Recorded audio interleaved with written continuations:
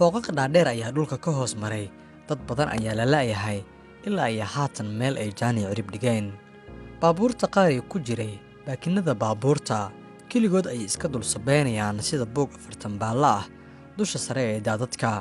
halka aan ka hadlayo waa Imaaraadka Carabta, si gaar ah Dubai. tiro badan oo dad ah ayaa la weysan yahay nolol iyo geeri. in ka badan 800 oo qof ayaa la badbaadiyey iyagoo ku jira marxalad halis ah, halka 3800 oo qof ay ku jiraan haatan hooy ku meel gaar ah kadib markii daadadkii ku dhuftay Imaaraadka Carabta, si gaar ah magaalada ganacsiga Dubai, ay noqdeen kuwa loogu hadalhaynta badan yahay caalamka waqtigan.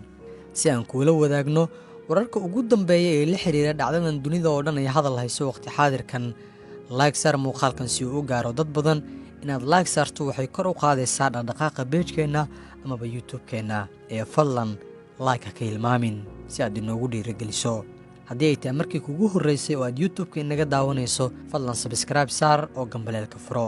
haddii aad barta Facebook inaga daawanaysana, si aysan kuu dhaafin muuqaaladeenna xiga, isku day inaad follow garayso oo aad nagu soo biirto. ku mahadsanid la jaanqaadkaaga.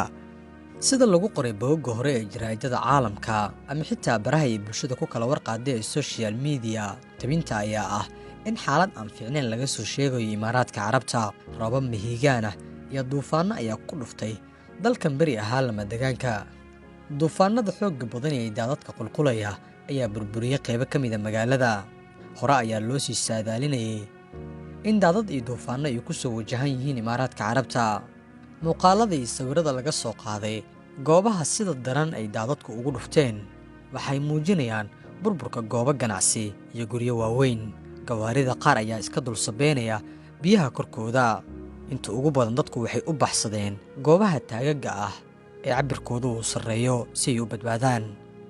xukuumadda Imaaraadka ayaa ku boorisay dhammaan bulshadeeda inay ilaaliyaan shuruucda waddooyinka oo ay raacaan cusboonaysiinta sharciga waddooyinka ee la xiriira cimilada xumaatay. dadka deegaanka ayaa sidoo kale lagula taliyey inaysan ka gudbin dooxooyinka waaweyn iyo hirarka ka soo rogmanaya goobaha sarsare.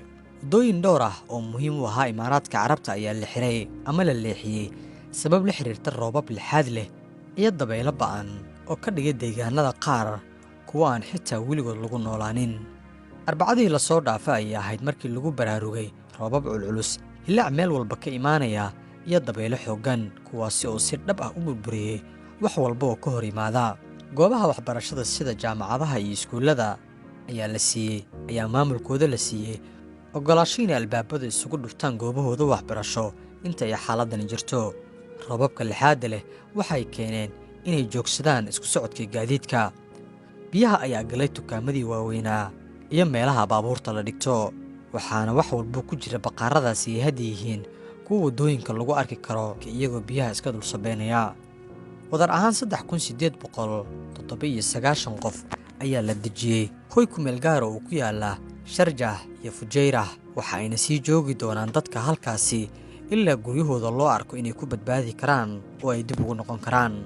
hay-adda gurmadka deegaanka, xasaradaha iyo musiibooyinka qaranka ee Imaaraadka Carabta waxay sheegtay in 20 hotel oo ku yaala deegaanada lagu badbaadi karo ay hadda awood u leeyihiin in 1885 qof oo dheeraad ah ay ku sii noolaadaan haddii loo baahdo, si dadkan ay u helaan guryo ay ku sii noolaan karaan inta daadadka maara looga helayo. saraakiisha cimilada ku takhasusa ayaa sheegay in daadadka ku dhuftay Imaaraadka Carabta ay yihiin kuwii ugu qoyaanka iyo biyaha badnaa in ka badan 30 sano marka taariikhda dib loogu laabto. darawalladii shacabka ku dhaqan dalka Imaaraadka Carabta ayaa looga digay duufaanada soo socda, iyadoo wasaaradda arrimaha gudaha ay arrintaasi si weyn ula falgashay. yeelkeedii dhacdadan daadadka ayaa maalmahan caalamka ka noqotay mid iska taxana ah. marka aad barta YouTube-ka ku qorto wax la xiriira daadadka ku dhuftay caalamka waqtigan la joogo, waxaad arkaysaa muuqaallo kaa yaabinaya sida waddamada China, qaybo ka mid ah Maraykanka, deegaano ku yaala Spain iyo goobo kale oo dhaca qaaradaha kala duwan ee caalamka, kuwaasi oo duufaanada, dabaylaha iyo daadadka laga soo tabinayo ee dadka galaafanaya ay yihiin kuwo awood badan oo dad iyo duunyaba aan kala saaraynin. ilaa dhamaadka haddii aad nala joogtay, fadlan like saar muuqaalkan si aan u soo tabinno muuqaallo xiiso leh isla waqtiga caalamka laga hadalhayo. inaad lag saarto muuqaalkan waxay naga dhigaysaa inaad inagu dhiirogeliso amaba aan kor u qaadno dhaqdhaqaaqa beejkeenna ama youtube-ka. follow dheh barteena facebook oo subscribe saar barteena youtube-ka. aad ugu mahadsan tahay sida aad inoola jaanqaadayso.